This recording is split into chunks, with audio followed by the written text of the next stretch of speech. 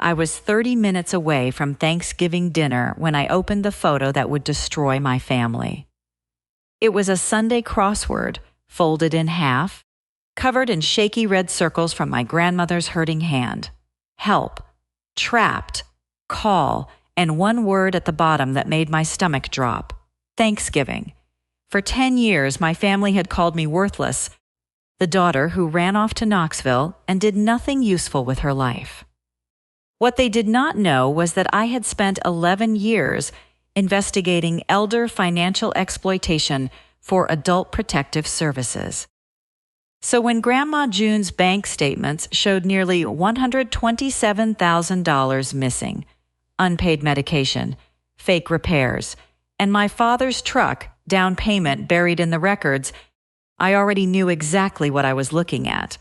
This was not family drama. This was evidence. Chapter 1.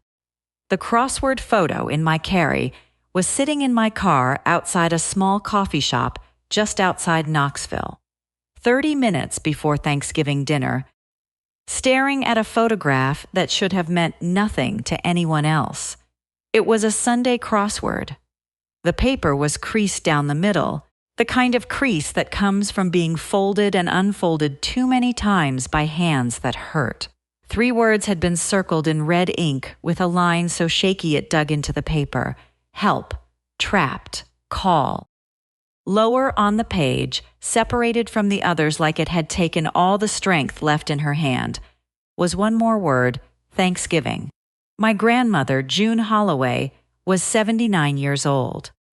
She had taught elementary school for 38 years, raised 2 children in a farmhouse that had belonged to the Holloway family since 1958, paid every bill before it was due, and kept receipts in shoeboxes labeled by year in a neat blue script.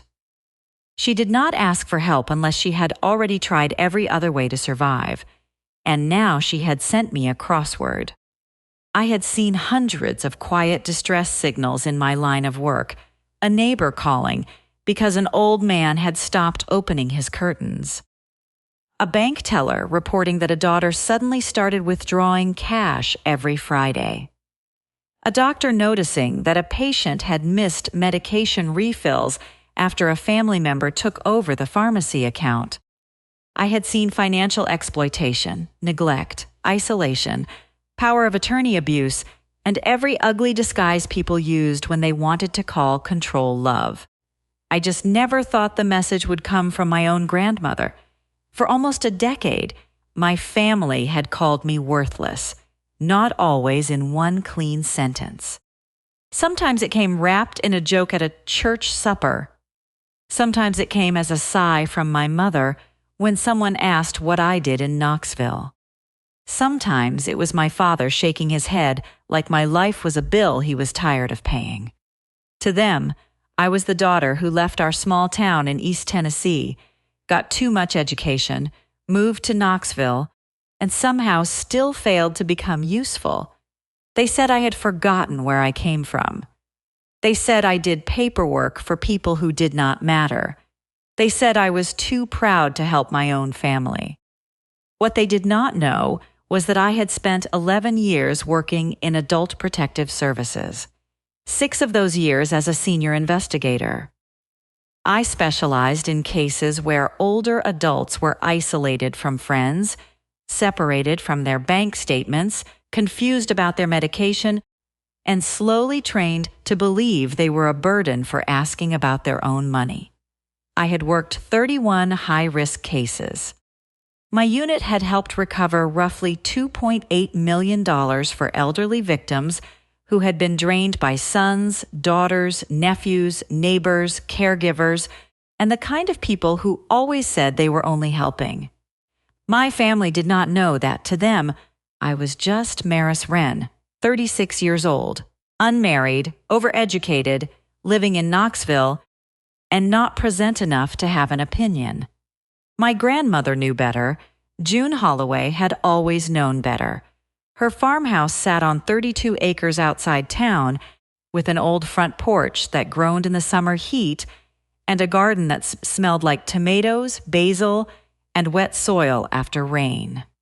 The house had narrow hallways, a kitchen window over the sink, and a scarred wooden table where Grandma June used to grade spelling tests while listening to the evening news. She had taught generations of children how to read, how to write their names, how to sit still when the world was asking them to run. She taught me something different. She taught me how to read clues.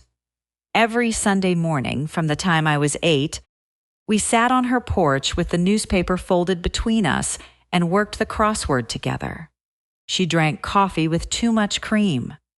I drank orange juice out of a plastic cup with a faded strawberry on it. She let me fill in the easy answers, then made me sit with the hard ones. A hard clue is not a dead end, she used to say. It is just asking you to look closer. I did not understand then that she was teaching me how to survive my family. In 2006, when I told my mother I wanted to leave for college and study social work, Loretta Wren looked at me like I had announced I was burning the house down. My mother was 57 now, but back then she was still young enough to believe every choice I made was an insult to the choices she never got. She said degrees were useless for girls who did not understand family duty. She said I would run off, rack up loans, and come crawling back when the real world got tired of me. My father, Ray, did not say much. He rarely did unless he could make it sound like wisdom. He had driven long-haul trucks for years before a back injury took him off the road, and by the time I was old enough to understand money, I understood that silence in our house usually meant debt. My brother Caleb was already the good child by then, 3 years older than me, steady, local, practical. He stayed, he worked, he helped. Later, he became assistant manager at Henderson's Hardware, and that became proof in my family that he had character and I had ambition, which, in my mother's mouth, sounded like a disease. But Grandma June did not argue with them. She waited until I was leaving, then walked me out to the porch and pressed a white envelope into my hand. Inside was enough money to cover application fees, gas, and the first textbooks I would need before financial aid came through. Leave if you have to, she told me, but do not let them name you. I carried those words longer than I carried the money. The last time I saw her before everything changed was at a church potluck at First Baptist, a few months before Thanksgiving. I had driven in from Knoxville with a green bean casserole in the passenger seat and a headache behind my eyes from a week of emergency calls. I remember walking into the fellowship hall and smelling coffee, ham, floor wax, and the sharp sweetness of store-bought pie. My mother was standing near the serving table with Ruth Ann Bell from Bible study and Pastor Daniel Mercer. Loretta wore her church cardigan, the soft blue one she saved for days when she wanted people to notice how gentle she was. She had one hand pressed to her chest, playing exhausted devotion when she saw me come in. "Well," she said, loud enough for the women near the rolls to hear. "Maris still has not found anything useful to do with all that education, but at least she remembered where the food is." Ray laughed first. A short laugh, dry and mean. Caleb was standing beside him with a paper plate in his hand. He looked at me, then at the casserole, and said at least she found time to come eat. No one gasped. No one told them to stop. Pastor Mercer looked down at his coffee. Ruth Ann gave my mother the kind of sympathetic smile women give when they think cruelty is just stress wearing lipstick. I did not answer. I had learned years earlier that defending myself in that room only made them sound more reasonable. So I set the casserole on the table, took a seat beside Grandma June, and folded my hands in my lap. Under the table, she reached for me. Her fingers were thinner than I remembered. The bones felt too close to the skin. She squeezed my hand once, and I knew that squeeze. It was not pity, it was apology.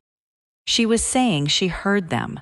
She was saying she hated that I had to hear them too. That was when I noticed her wrist trembling. Grandma June had always had neat hands. Teacher hands. Hands that could hold red pens, seed packets, crossword pencils, pie crust dough, and the edge of a child's chin with the same careful firmness. But that day her right hand shook when she reached for her tea. Her cardigan hung loose on her shoulders. Her eyes were still bright, but her face looked smaller, as if the house had been slowly taking pieces of her and nobody else had noticed. I asked her quietly if she had taken her arthritis medication. She looked toward my mother before she answered. "Your mother changed the routine," she said. "She says it is easier." That sentence stayed with me all the way back to Knoxville. At the time, I did not have evidence. I did not have a bank record, a pharmacy report, a witness statement, or a victim disclosure. I had a grandmother who looked tired, a mother who liked control, a father with new debts, a brother who believed staying made him righteous, and a cold feeling behind my ribs that I had felt before in other people's cases. For anyone else, it might have been worry. For an adult protective services investigator, it was the first red flag. Now, sitting in my car months later, I looked again at the photograph Evelyn Price had sent me. The red circles, the shaking ink, the word Thanksgiving sitting alone at the bottom of the page, like a date on a warrant. If Grandma June had used our crossword code, this was no longer family tension. It was no longer misunderstanding, resentment, or my mother's favorite word, drama. It was a call for help. I did not know yet how badly her accounts had been drained.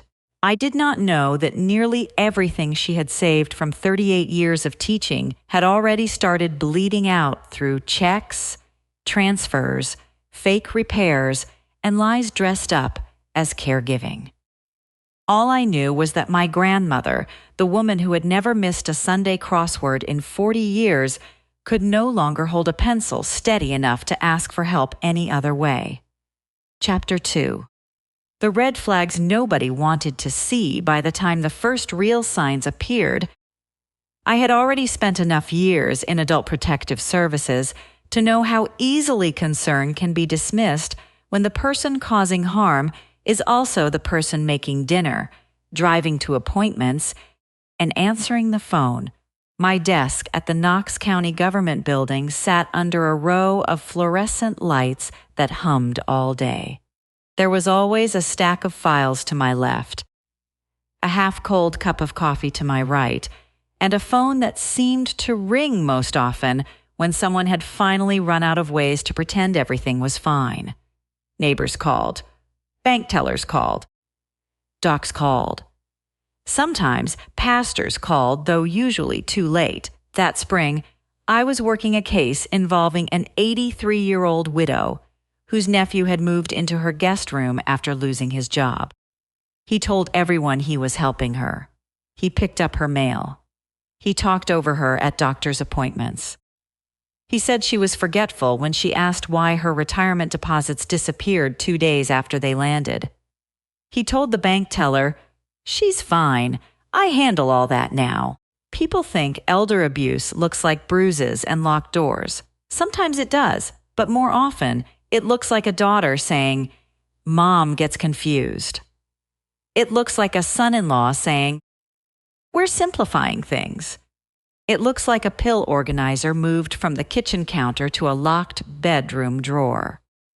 That was why Grandma June's Wednesday calls started bothering me before I could explain why. For years, she called me every Wednesday night after Jeopardy! She would tell me which clue she got right before the contestant did, complain about the final wager, then ask if I had eaten anything besides desk snacks. Those calls usually lasted 40 minutes, sometimes an hour if she had a new crossword clue to brag about. In March of 2024, the calls got shorter. First 25 minutes, then 12, then 6, and always the same lowered voice. "Your mother is here. I can't talk long."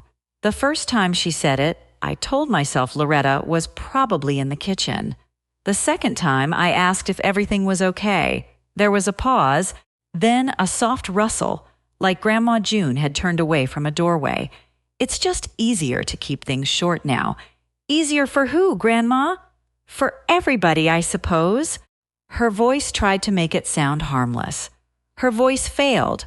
A week later, the concern turned from emotional to medical. Grandma June mentioned her pills in the same careful voice people use when someone else is listening from the next room.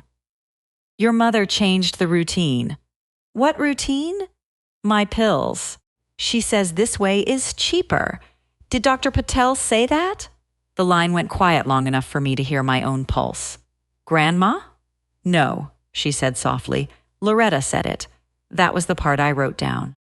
Not because I could prove anything yet, but because medical changes without a doctor were never just household adjustments. They were control wearing the clothes of convenience. I did not accuse anyone. Not then.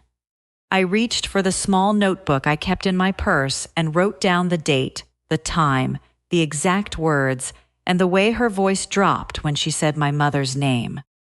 I wrote down every shortened call after that.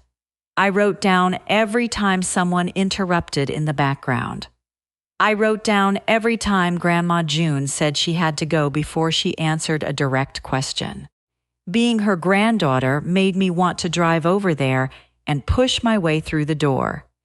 Being an investigator told me that if I moved too fast with nothing but fear, Loretta would shut every window I had. So I waited for something solid. The first time I tried to visit unannounced, it was a Saturday morning in late April. I drove from Knoxville with a bag of cinnamon rolls from a bakery Grandma June liked and parked beside the old gravel drive, where the weeds were growing high along the fence line. Loretta opened the front door only a few inches. She did not smile. Maris, hi, Mom. I brought breakfast. Is Grandma up? She's sleeping? At 10:30? She had a hard night. I can wait. She doesn't want visitors. From somewhere inside the house, a television blared with a game show Grandma June had always hated. It was loud enough to make conversation awkward, loud enough to cover smaller sounds. I looked past my mother's shoulder, but she shifted her body into the opening. I'll sit on the porch, I said. Loretta's mouth tightened. Suit yourself. So I sat on the porch where Grandma June had taught me crossword clues, with a bag of cinnamon rolls cooling beside me, and a view of everything my mother wanted me not to notice. The tomato cages were rusted and leaning. The basil bed was full of crabgrass. One gutter sagged away from the roofline like it had been pulled down by years of rain. The porch chair where Grandma June used to sit with her coffee was coated in dust. Even the mailbox looked wrong.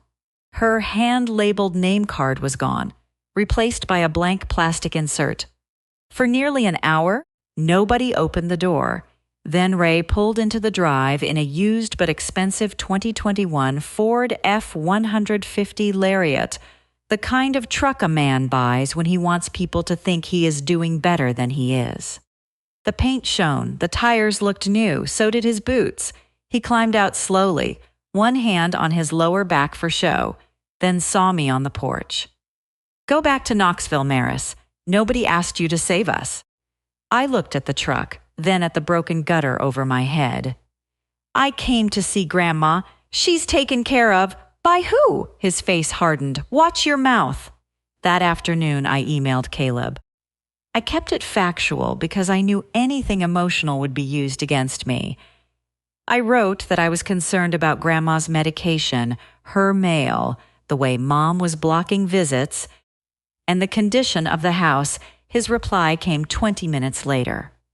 Mom is the one taking care of her. You don't get to show up once every few months and act like the hero. I stared at that sentence longer than I should have. Caleb had always believed staying made him loyal. He never understood that loyalty, without looking, is just obedience with a better name. By May, Loretta had started moving the story outside the family. Ruth Ann Bell from Bible study left a message saying she was praying for peace between mothers and daughters. Pastor Daniel Mercer called me after a Wednesday evening service and told me caregiving could be exhausting. Your mother is under a lot of strain, Maris. I'm sure she is. Sometimes grace is the best gift we can offer family. I almost laughed. Not because it was funny, but because I could hear Loretta behind every word he thought was his. What exactly did she tell you, Pastor? There was a small hesitation. Only that you've been asking questions about the house. I closed my eyes. Did she say I wanted it?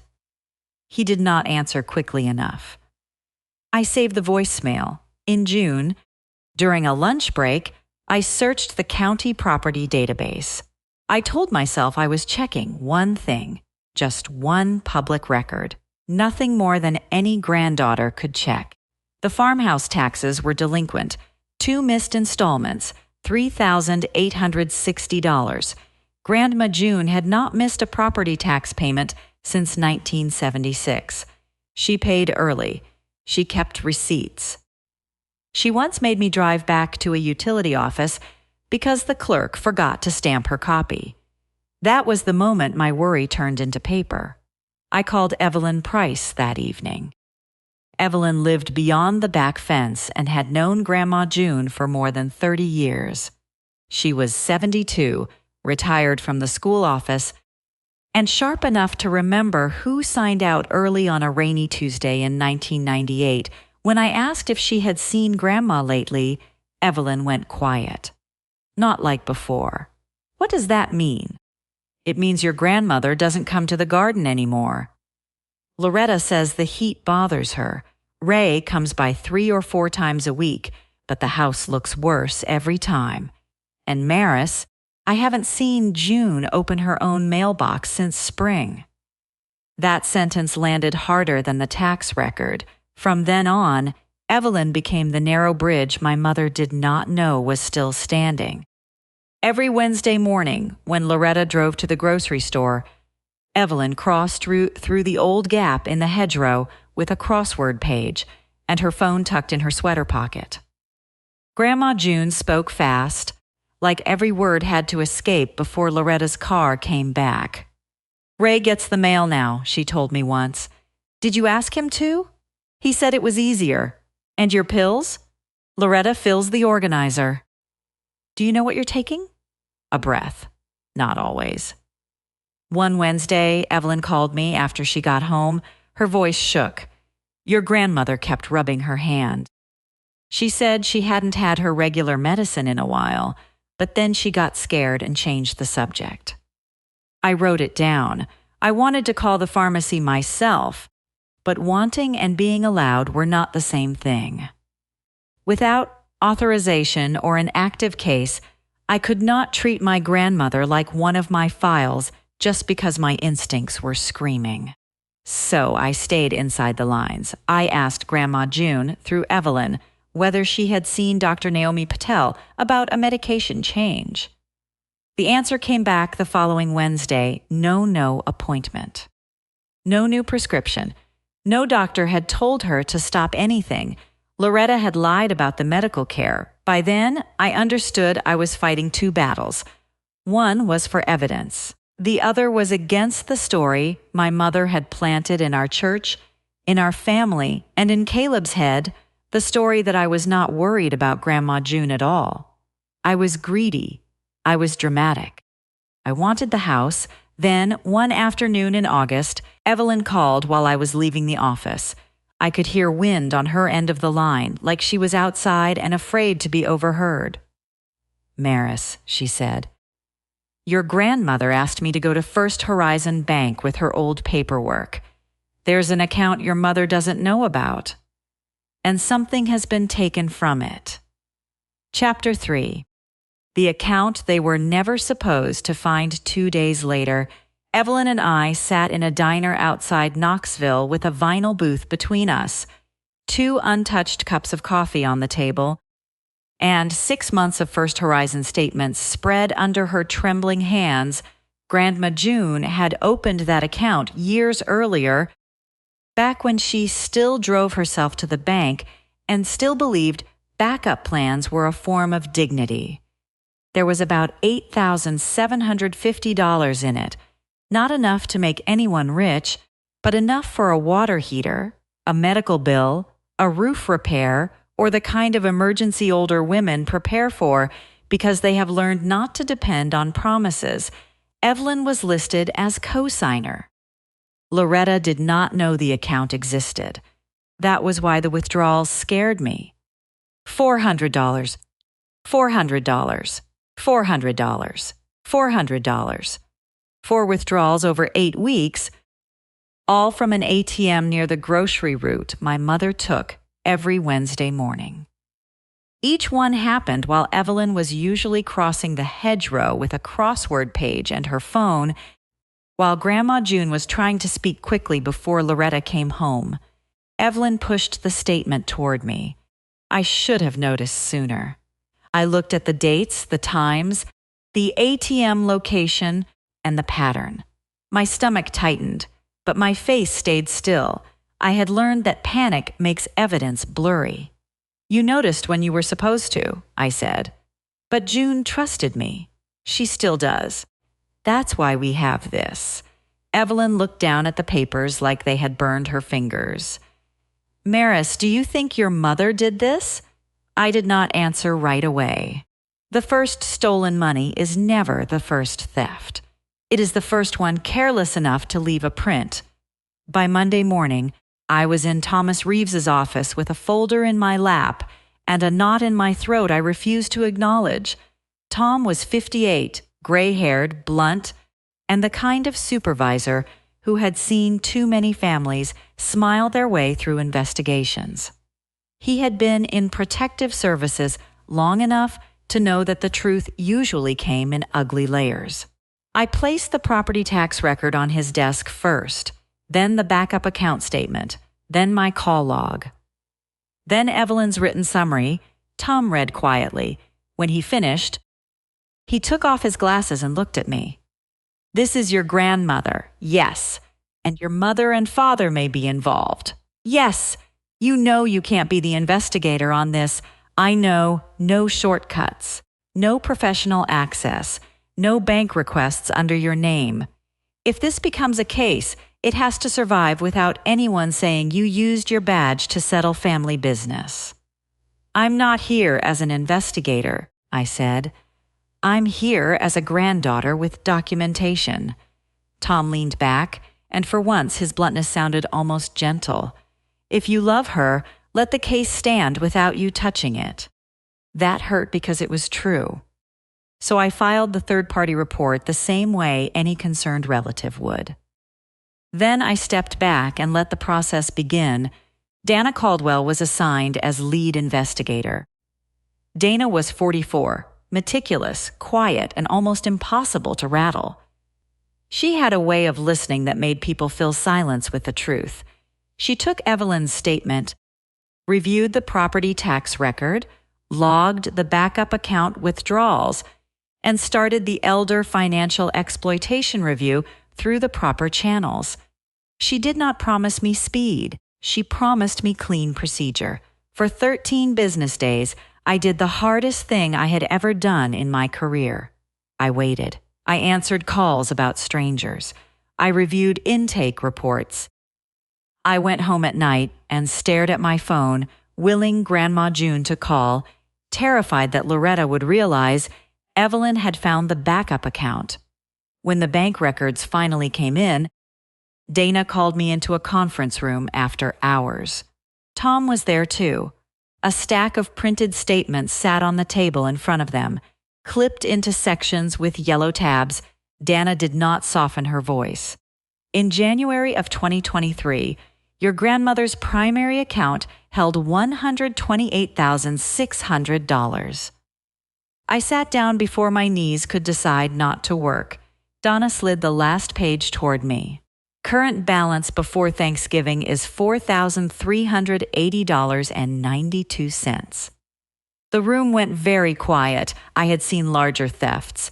I had sat with victims who lost homes, pensions, burial savings, everything. But this was Grandma June's money. This was 38 years of teaching.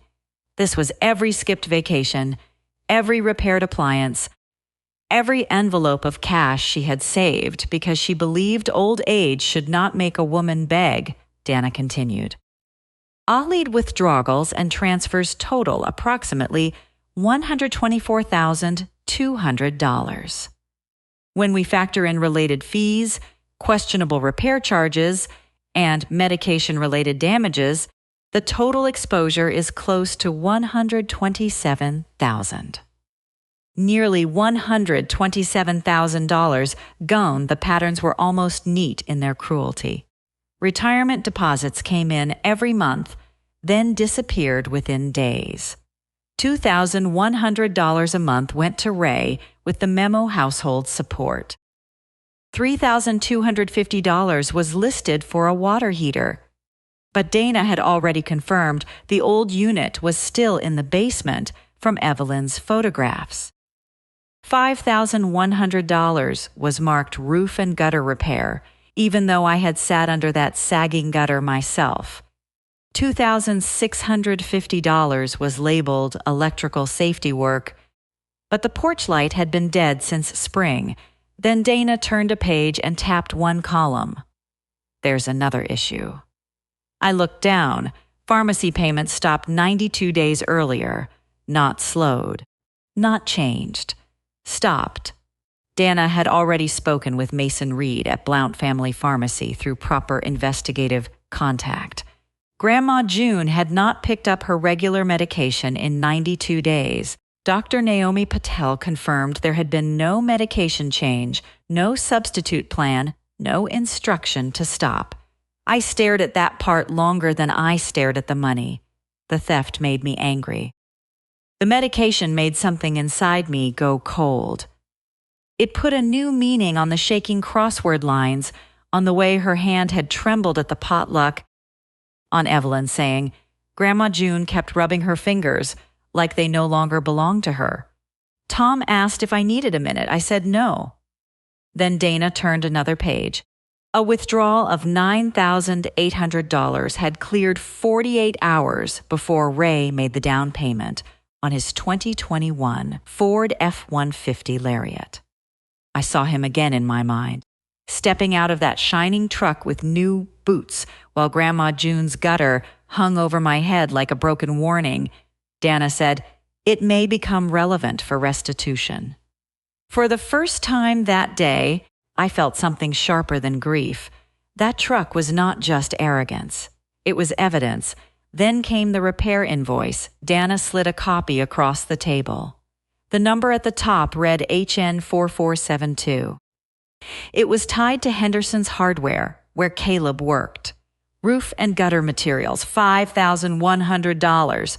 I knew what Dana was asking before she said it. Do you believe your brother participated? I don't know, I said, but I think he may know whether this invoice is real. I sent Caleb one email that night.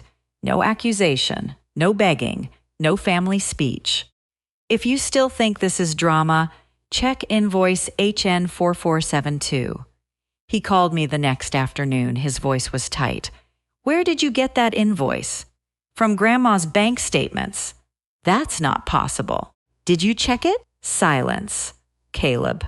He exhaled hard. Owen pulled the record. It was voided. There's no material order that matches that amount. No roof supplies, no gutter kit, nothing. I waited. His voice dropped. Dad asked me months ago if I could print something close enough for a reimbursement file. I thought it was for insurance. I didn't ask. For once, Caleb did not defend them. For once, he had no ready sentence about loyalty. Before we ended the call, he said only, Maris, what else is in those statements? Enough, I said, and probably more than you want to know. There was more. Dana pointed to a cluster of checks made out to Allied Home Wellness, LLC, a company she said appeared inactive. She did not have the full answer yet, but her expression told me the answer was not going to help my mother. If this LLC is what I think it is, Dana said, your mother is not just covering for Ray. Evelyn found another piece that same week in Grandma June's old desk, folded under a stack of expired seed catalogs. It was a note in Ray's handwriting asking for a rough land value on 32 acres outside town. Dana did not overstate it, but we all understood the possibility. Let the taxes fall behind. Make Grandma June look incapable. Use the power of attorney to push a sale or tighten control. By the time Dana placed the summary timeline in front of us, the story was no longer scattered. It had a shape: mail controlled, medication interrupted, taxes unpaid, backup account tapped, main account drained, fake repairs, truck money, possible fake company, possible land plan, and at the bottom of it all, the final balance, $4,380.92. I stood up and left the room before anyone could say my name. I made it as far as the hallway near the vending machines, pressed one hand against the wall, and forced myself to breathe, not cry, not scream. Just breathe. Then I went back in, because Grandma June did not need my breakdown. She needed the case to hold. That night, just when I thought we finally had enough to protect her, Evelyn called. Her voice was barely above a whisper. Maris, June fell in the bathroom. Loretta didn't take her to urgent care. And there's something else. She hid a crossword under her mattress. Chapter 4. Thanksgiving was her word. Not mine. Evelyn sent the photograph before she said another word. I opened it at my kitchen table in Knoxville with one hand on the back of a chair, and for a moment the whole apartment went quiet around me. Not peaceful quiet. The kind of quiet that comes right before your life divides itself into before and after. The crossword page was wrinkled and shadowed from being hidden under a mattress. The red ink looked darker in the grooves where Grandma June had pressed too hard. Help. Trapped. Call. Each word was circled unevenly, the lines trembling like her hand had fought the paper the whole way. Then I saw the fourth word near the bottom. Thanksgiving. I sat down because my knees forgot what they were for. The pharmacy records had already told me. Her medication had stopped for 92 days. But this was different. This was not a line in a report or a column on a timeline. This was my grandmother's pain carved into paper. Every shaky curve of that red pen told me what it had cost her just to ask. I called Evelyn back. Is she safe right now? For the moment, Evelyn whispered. Loretta went to the grocery store. I'm in June's kitchen. She's sitting right here. Put me on speaker. There was a shuffle, then Grandma June's breathing, thin and careful. Maris? I'm here, Grandma. I didn't want to scare you. That almost broke me. You did exactly what you were supposed to do. Dana Caldwell was on the call 10 minutes later. She did not rush Grandma June. She did not speak to her like a child. She asked simple questions in a calm voice, and Grandma June answered each one slowly. Mrs. Holloway, do you understand that if we intervene, there may be legal consequences for Loretta and Ray? Yes. Do you want to leave the home quietly, or do you want the intervention at Thanksgiving? Grandma June took a breath that sounded like it hurt. She took my money in private. I want my voice back in front of the people she lied to. Nobody spoke for a second. Then Dana said, I understand. Grandma June added, softer, I'm tired of being talked about like I'm already gone. That was the moment I stopped thinking of Thanksgiving as a family dinner. It became her chosen witness stand. The next morning, Dana, Tom Reeves, Assistant District Attorney Paul Whitaker, and Deputy Sam Rourke met in a small conference room with the blinds half closed. I was allowed in because I was the reporting family member, but Dana made the rules clear before I even sat down. You do not question them, she said. I know, you do not present the case. I know. If this turns, I handle it. I nodded. That was the hardest part, not understanding the rules. I understood them better than anyone in that room. The hard part was knowing the rules would force me to stand close enough to see Loretta lie, close enough to see Ray posture, close enough to hear my grandmother breathe through pain, and still let Dana carry the case. If I wanted Grandma June protected, I had to be useful in the one way my family never believed I could be. Controlled Donna laid out the plan. This would not be some dramatic raid. It would be a safety intervention, service of a temporary order, preservation of evidence, and immediate steps to block further financial access. Deputy Sam would be there because Ray had a temper and a truck he clearly loved more than his conscience. Paul Whitaker wanted everything clean enough to survive court, not just satisfying enough to survive the dinner table. By then, Loretta had already sent the family group text, Thanksgiving at Grandma June's. 1 o'clock, bring sides. She invited everyone she could fit into that house. Caleb, his wife Melanie, their son Tyler, Uncle Glenn Holloway, Aunt Patricia, Pastor Daniel Mercer, Ruth Ann Bell, and a handful of relatives who loved a family gathering as long as someone else cooked. On the surface, it looked like devotion. Loretta bringing everyone together for her elderly mother. Underneath, I knew what she was doing. She wanted an audience. She wanted to perform exhaustion, sacrifice, and injured motherhood in front of people who already believed I was the problem. Caleb called me 2 days before Thanksgiving. He did not start with hello. Dad says you're trying to make him look like a thief. I sent you 1 invoice, he said. You're twisting things. Did he explain why the invoice was voided? Silence.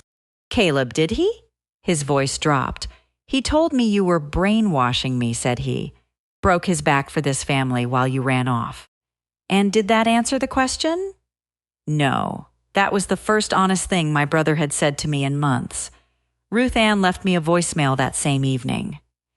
Maris, dear, your mother is exhausted. Sometimes daughters who leave don't understand sacrifice. I saved it and did not call back. Pastor Daniel Mercer was invited too. Loretta wanted a moral witness. She wanted someone in a collar to sit near the turkey and make her look like a tired daughter under attack. What she did not know was that Grandma June had asked for witnesses too. The night before Thanksgiving, I checked into a comfort inn near town instead of staying with anyone. I set my folder on the small desk by the window. Inside were only the things I was allowed to carry. My personal timeline, the property tax printout, the photograph of the crossword, my email to Caleb, notes that belonged to me, not confidential case material. Donna had the real file. I placed my phone beside the folder and looked at the crossword 1 more time, then I texted Evelyn, "Tell her I'm coming." But Dana leads. Evelyn answered a minute later. She knows. She says, wear gray. She always trusted you in gray. I stared at that message longer than I should have. Gray was what I wore to court hearings. Gray was what I wore when I needed people to listen before they decided whether they liked me. Thanksgiving morning was cold and bright. I met Dana and Deputy Sam at the Main Street Diner at 10:15. Dana had the folder in a locked case. Deputy Sam had the temporary order. He was 46, broad-shouldered, quiet, and the kind of officer who did not need to act important to make a room behave. Dana looked at me over her coffee. Safety first, summary only. June speaks if she chooses. She will, I said. Dana studied my face. You don't know that until she does. She was right. The farmhouse looked almost beautiful when I pulled in just before 1. That was the cruel part. Cars lined the drive. Smoke from the kitchen vent drifted into the cold air. Through the front window, I could see people moving between the kitchen and dining room. If you did not know what had happened inside that house, it looked like family. Inside, Loretta had done what she always did when she needed a stage.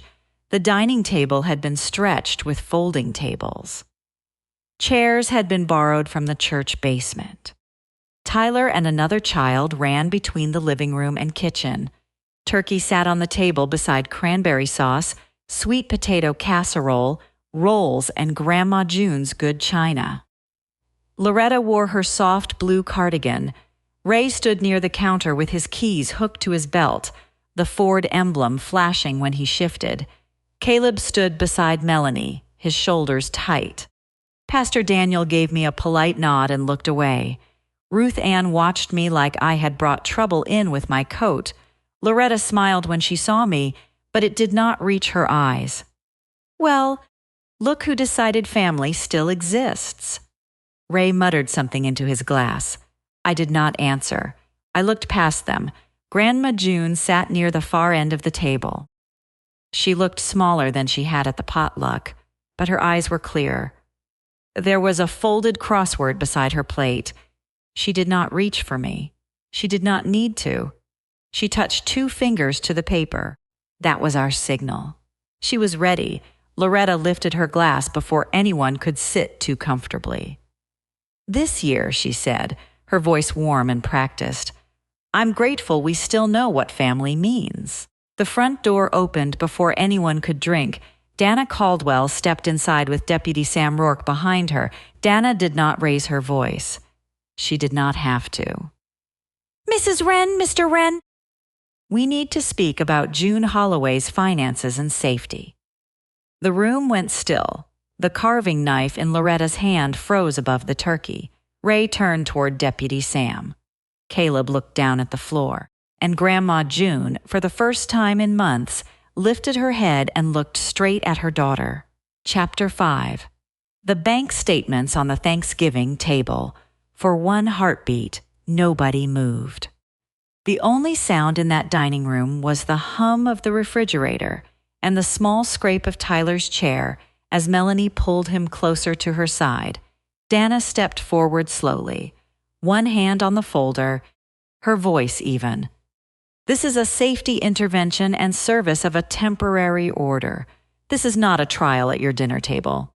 We are here to make sure June Holloway is safe and that her finances cannot be accessed further while the matter is reviewed.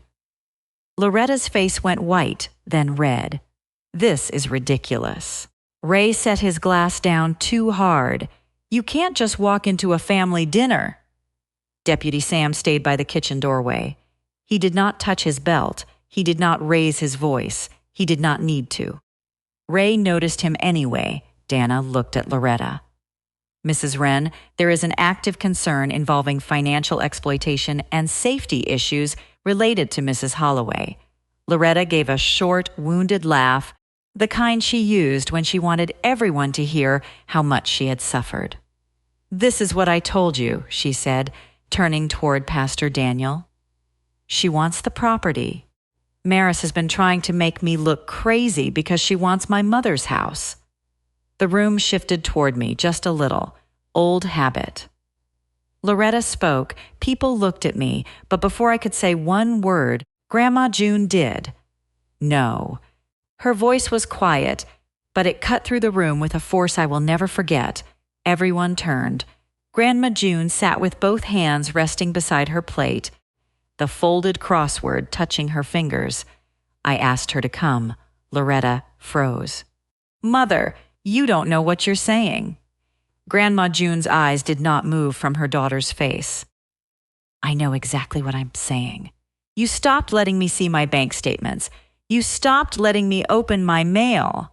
You told me my medicine changed when no doctor changed it. And you made me afraid to ask for my own money in my own house. The silence after that was different. It was not confusion anymore. It was recognition trying to enter a room where lies had been living for too long. Dana placed a summary sheet on the table in front of Loretta and Ray. For confidentiality reasons, I am not going to read the full investigative file to everyone present.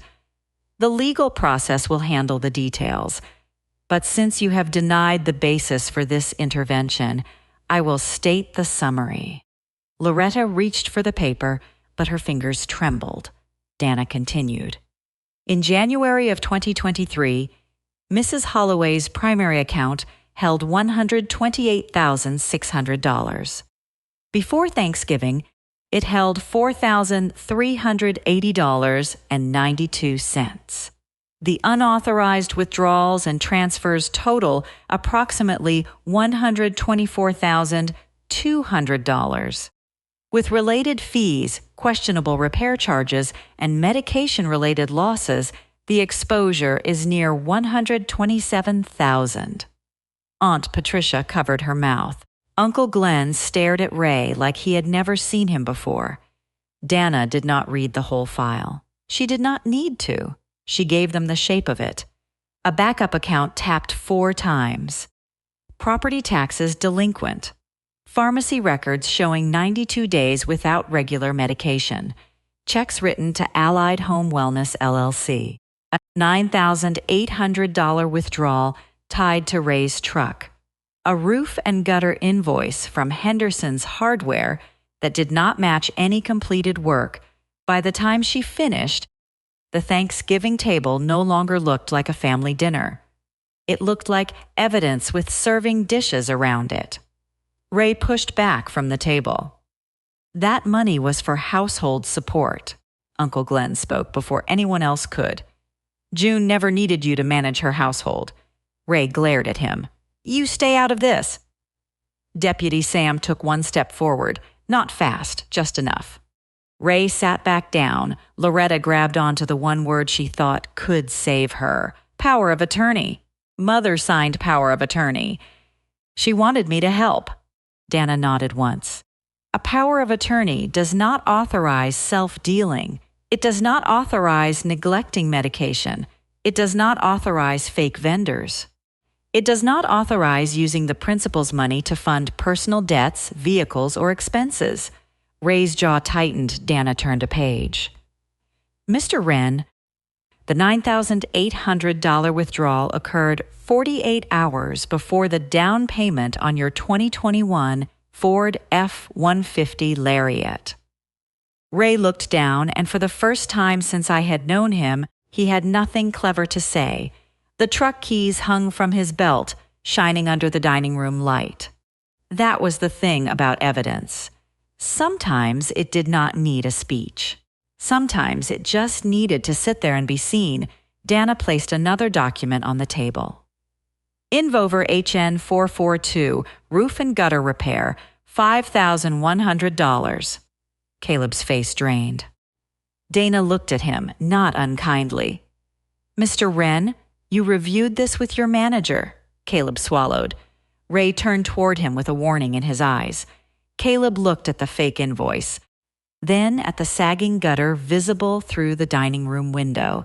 His voice came out rough. That repair never happened. Melanie reached for his hand under the table, but he did not look away from Ray.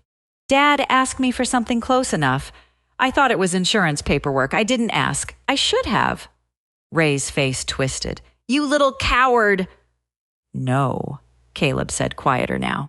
I was a coward when I didn't ask. Dana moved on before Ray could explode. Allied Home Wellness LLC has been inactive since 2020. Several checks written to that company were endorsed into an account connected to Mrs. Loretta Wren. Loretta shook her head. No, Ray handled most of that. Dana's voice stayed flat. The endorsement is yours. Pastor Daniel closed his eyes. Ruth Ann whispered, Loretta! That one word seemed to hurt my mother more than any number on the page. Not because she regretted what she had done, but because the people she performed for had finally seen behind the curtain. Then she turned on me. You did this, she said. You brought police into your grandmother's home on Thanksgiving. You did this to your own mother. I felt every year of being reduced, dismissed, laughed at, and explained away gather in my chest. But when I spoke, my voice stayed steady. I didn't lead this case. Dana did, because unlike you, I followed the rules. Loretta laughed, sharp and ugly. You? Rules? You don't even have a real job. I looked at her, then at the bank statements, then at Grandma June's shaking hand resting on that crossword. I've spent 11 years investigating elder exploitation. You called me worthless because you didn't know what I did. Today you found out. No one laughed. Not Ray, not Caleb, not Pastor Daniel, not Ruth Ann. Then Evelyn helped Grandma June stand. She moved slowly.